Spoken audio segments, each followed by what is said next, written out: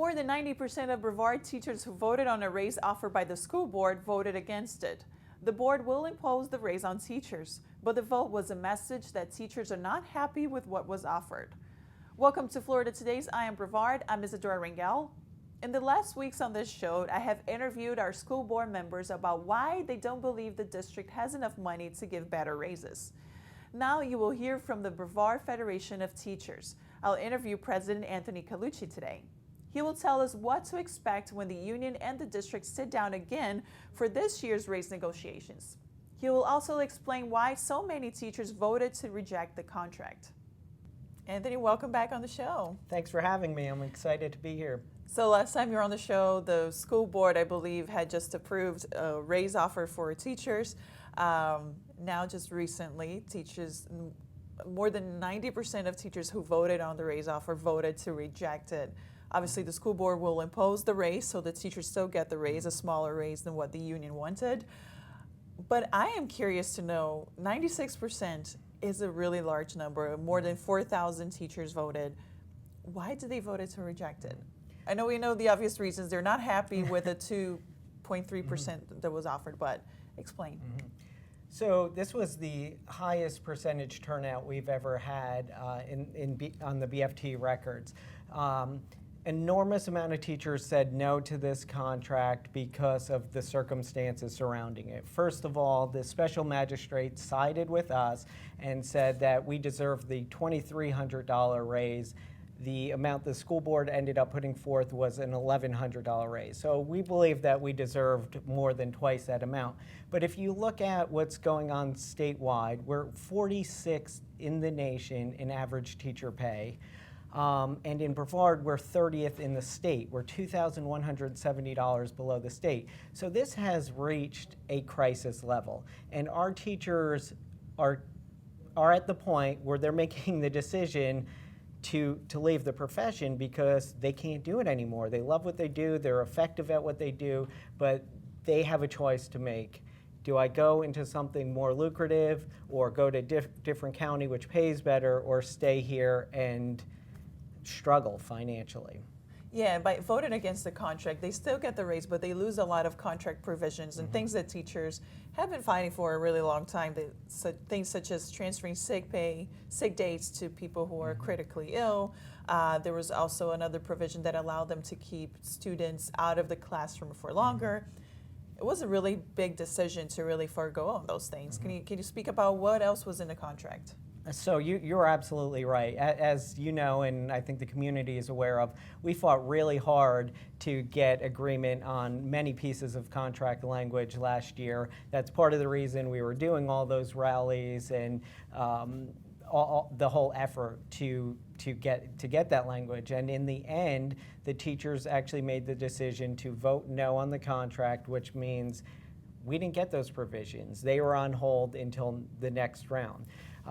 One of the most important pieces that they said no to was about advanced degree pay. So years ago, the state really, in my opinion, overstepped their bounds, said, in order to pay somebody for an advanced degree, it needs to be in their certification area.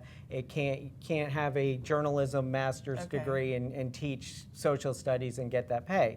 So that became more excessive. Yeah. So let me give you the example I got from a teacher yesterday. This teacher has an advanced degree in STEM education, science, technology, engineering, and math. They are teaching a math class.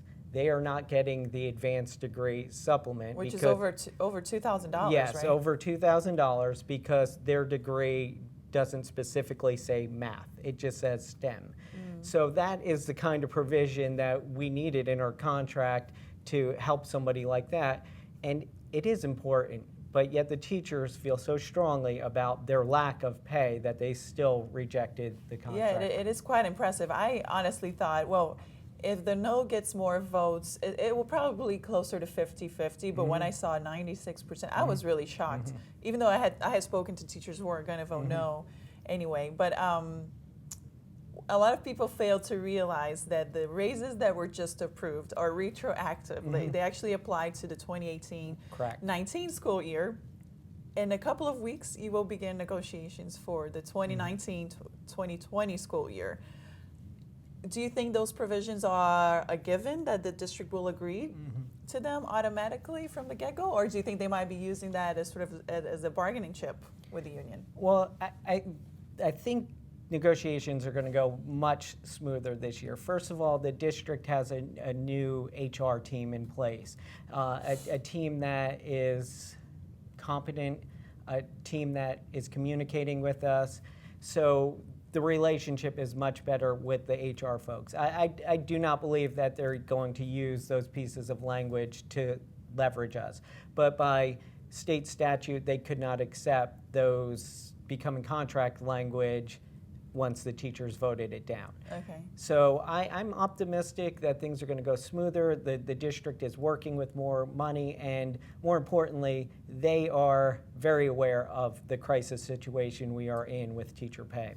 Yeah, I get the same feeling. And then just recently, the school board directed Superintendent Mark Mullins to make it teacher pay their number one priority. So that seems very promising. Before we started recording, we were just talking about membership in your union, how it has increased from 44% to 60%. What happened? So, first of all, the state legislature passed a law a few years back and said teacher unions, and they reserved that just to teachers unions, needed to be over 50% membership, otherwise we'd lose our right to collective bargaining. And many people believe that this was an effort to destroy teacher unions because we are the resistance to many of their efforts that they have up there in Tallahassee. And instead of destroying our unions, they've only made them stronger because there were many people who appreciated the contract negotiations that didn't want to pay their dues. Didn't want to pay their dues. It's a right to work state. But knowing that the union might go away, they stepped up and said, okay, it's time for me to pay my dues. Also, we see on the national level the energy behind the Red for Ed movement. They see it here locally. You know, they know the value of it. And then the other part of it is the liability insurances, the representation that we provide our members. Unfortunately, in today's society and by the nature of what teachers do, accusations are made. You know, most times they are absolutely false. You know, sometimes teachers make mistakes, but you know, if you're not a member and DCF shows up at your house or the police show up at your house, it's up to the member to figure out what to do. If they are a member, we're with them the whole step of the way. We provide, you know, criminal attorneys, attorneys to work on their certificate issues. So they need to keep themselves protected. Interesting how it seems like that the legislature's strategy sort of backfired on them. So let's talk about some of the things that I've been hearing in the news lately. It seems that the state might finally do something for teacher pay. The Commissioner of Education, Richard Corcoran, said that the governor's working on something. What have you heard in terms of what's coming from the state? So hearing very vague promises that we've heard before, like we're going to work on teacher compensation. Well, what does that word compensation mean? Because the teachers in the state do not want any more bonuses. They want salary. Bonuses, if you go for a mortgage, they're not saying what was your bonus last year. You know, when it's time to retire, they're not looking at your bonuses. We need steady improvements in our salary. These bonus schemes that have gone on for the last several years, it's kind of like a game show. You know, you go and spin the wheel and hope it lands on a prize. They're not meaningful. They're tied to things that are out of teachers' control. Teachers don't understand them. Administrators don't understand them. Districts don't understand them. Lawsuits are arising because of them. So they're just a mess, and it is not being responsive to what our teachers need, which is salary. 46th in the nation in teacher pay. We can't afford to put it in bonuses. And here's the other part about bonuses. They don't work. We have a massive teacher shortage. If these bonuses were effective, this would be improving. It's not improving. We have more and more people walking away and fewer people deciding to major in education in colleges. Yeah, well, you said that a lot of people are walking away. The district claims that actually the district's attrition rates are below the national average. How do you respond to that? Well, whether that is true or not, they need to focus on why these folks are walking away. And it's literally almost every single day where a teacher is calling me, telling me they're walking away from their profession or they're moving out of state.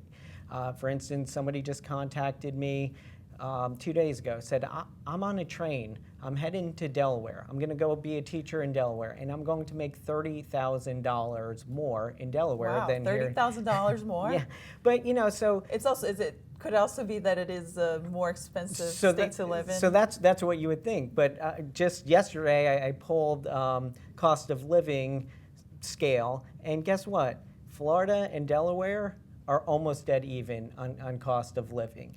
And Florida is almost the exact average cost of living in the United States. So if you think about that, we're 46 in teacher pay, but we're dead average in cost of living. So that's a myth. That's come and went. The truth is the state legislature is not meeting its obligation to properly fund education.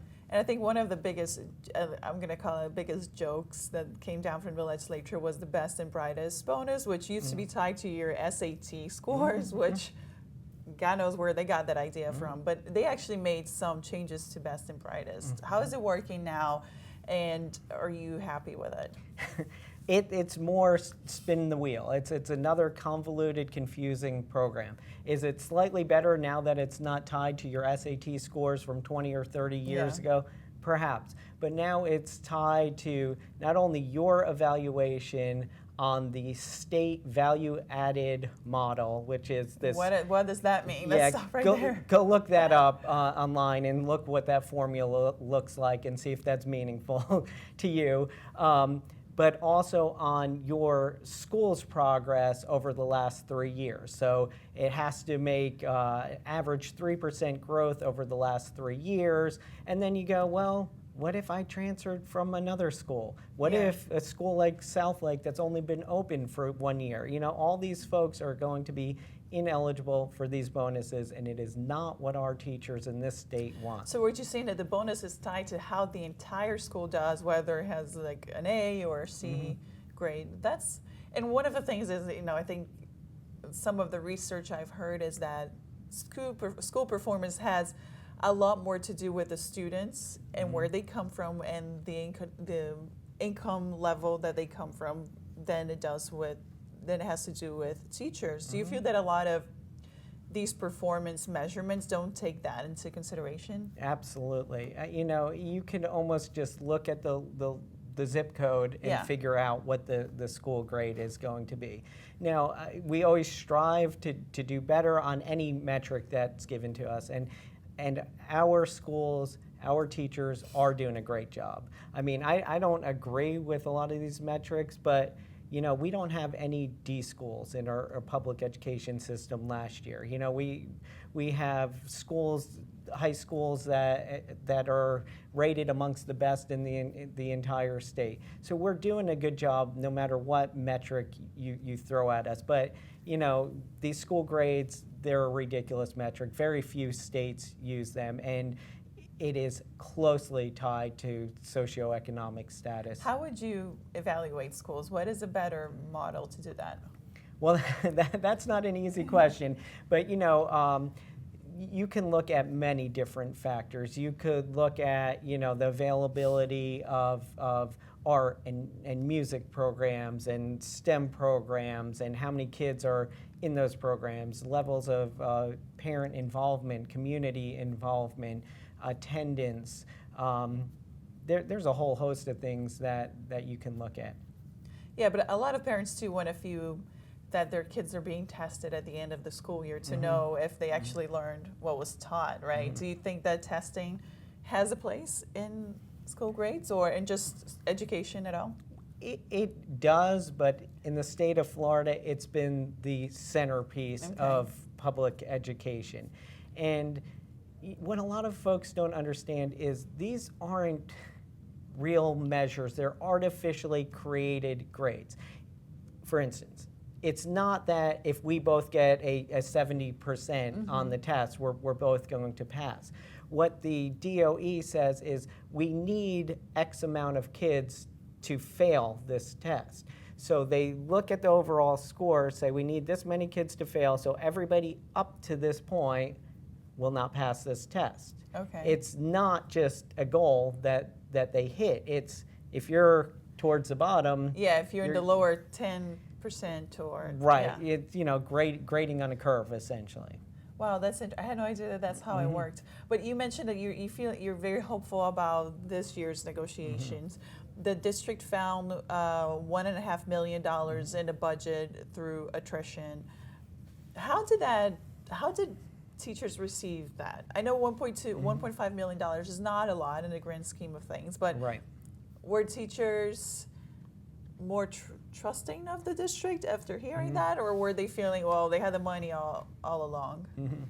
Well, I think everyone is glad that Dr. Mullins just didn't let it go after we had the legislative hearing and we had a large argument about this attrition money. He did make good on his promise to keep looking into it and ultimately confirmed that this money was there, and then he did the right thing by saying, I'm going to put it towards teacher salaries going forward. And he unfortunately found it when the contract was in the process of being voted on. And, it's like he just got that information and the stuff was in the mail. So would it have made a difference, $1 million? It all helps. It all helps. That might have been, another $150 raise for every teacher, something like that. That's just, I wasn't a math teacher, but that's a ballpark What did you number. teach? I taught middle school social studies for a long time, and then I taught a gifted student program at South Lake Elementary and Oak Park Elementary School. Yeah, and we did a story a couple of months ago about teachers leaving the profession. And pay is a big part of it, but there are other reasons why teachers don't want to teach anymore. Can you dive into that for me? Yeah, and there is a lot of truth to that. It's not just the money. Our students are coming to our classrooms with severe home life issues, and it's no longer an issue of classroom management. Administrators tell me that all the time. These teachers, they can manage their classrooms, but when you got students dealing with parents in jail and crime and drug abuse at home, those issues are more than, classroom management. They need social workers, psychologists, school counselors working on those. It's beyond the scope of what a teacher can do. So in some respects, it's more difficult to teach the students. We're flooded with paperwork requirements from the state and federal DOE, and then the pay on top of that. So it's not just the pay; it's the constant struggle for the pay. It's not too many other professions where every year you have to come out and have this big, for lack of better terms, war to get a 2.3% raise, especially in a good economy and especially when you're performing so well. Yeah, I wonder if with some of these issues have probably been around since the beginning of times, kids with issues at home, but it seems that the bureaucratic part of it, the paperwork, has increased in the last, I don't know how many years. I don't know how long you've been teaching, but how has it changed over the years and the demands and responsibilities? So a lot of it has to do with students with disabilities and making sure that we are not overly identifying students with disabilities, that we are making sure that we've tried every strategy possible before we say, you have a learning disability. Okay. So that's a big part of it, and it's the documentation along that path showing that the student does or does not have a learning disability, because we don't want to over-identify students with disabilities. Okay. And then along the same lines is student discipline. Because of federal statutes, civil rights laws, and we have to make sure that we're treating students fairly. Yeah. So you just can't expel a student. You have to have well, there are some offenses obviously where we can expel a student, yeah. but for some things you gotta have all your paperwork in line if it was working up to expelling or even suspending a student in a lot of cases. So it's become a lot harder to suspend or expel a student. Yes, and I got to say that's not what we want to do anyways, but at times it's the appropriate measure, and at times it's the appropriate measure, but maybe the documentation has not been there to do so. And under the previous superintendent, Dr. Blackburn, the district did change its discipline policy. Mm-hmm. One of the things that I heard is that it was not uniform before, that some kids were being more harshly punished than mm-hmm. others, and now I think the intent was to make it more uniform and across the board. How do you see the new discipline policies working in the district? So there's been some improvements, and it's something that we're looking at, and we're giving input, and the administrators are giving input, and we're adjusting it as it goes along. But for the most part, it is helping making sure that you do something and your consequence is similar to something I do. It's not because they like you and don't like me, and I'm suspended, and you have 5 minutes in the front office. Yeah. So it's helping with that. But really, we need to get beyond just corrective actions. We need to help these students change their behavior so they could be successful in the classroom and in the community. That's tough. Yes. Yes. Is it up to the school to change a student's behavior? Well, I'd like to think it's up to the whole community, but I will tell you that the schools are doing the absolute best job that they can with the limited resources that they have.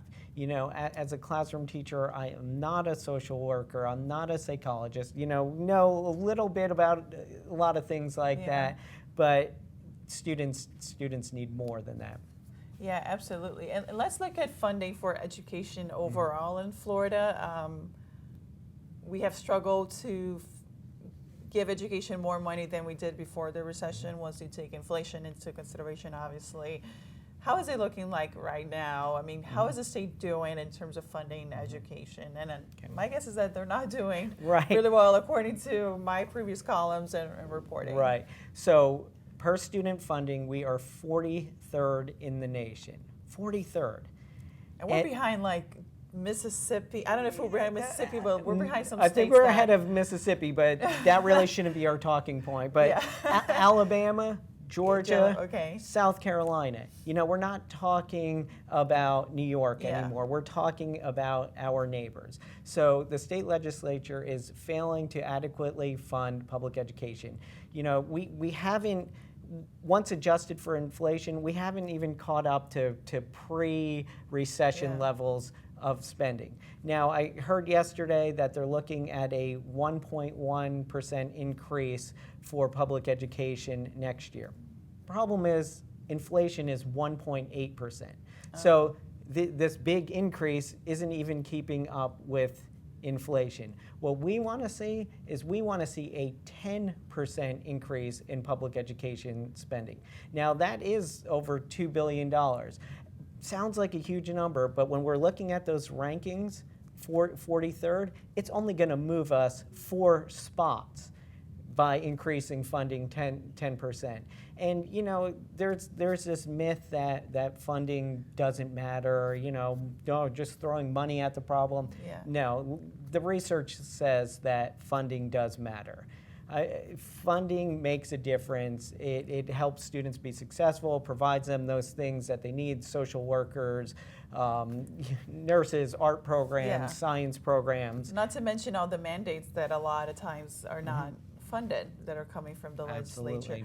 Absolutely. One of the things that a lot of districts are doing right now is passing sales tax, which we already have, or a millage rate increase, a property tax increase to fund things like just overall operations and teacher pay. Is it time for Brevard to consider that? It is time for Brevard to consider that. So on the east coast of Florida, every school district up to Brevard County has this additional millage. And that millage in many cases is being used for teacher salary, school security. These teachers in some of these districts that have passed millage are getting $10,000 raises. How is Brevard County going to continue Who is getting $10,000 raises? Palm Beach, Wow. Miami-Dade. How is Brevard going to compete for teachers, that are graduating from UCF? What's going to make them come to Brevard County rather than stay in Orange County where they have a millage already, or head to Indian River, neighboring school district? We need to compete for the best teachers, and we see some of our veteran teachers 30 years in leaving to go to other school districts because of the pay. And we certainly see our annual contract teachers who are not necessarily tied here. They're free agents, so to speak, at the end of the year going, well, I'm done with Brevard, I'll go teach somewhere else. So it is certainly time for us to look at that. We offer a lot of programs in Brevard County.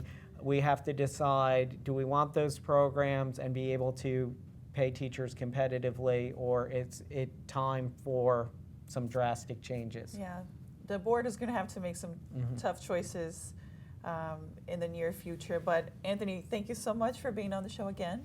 Best of luck in the negotiations this year. We will be certainly following everything you guys do. Well, we appreciate it. Thank you very much. Thank you.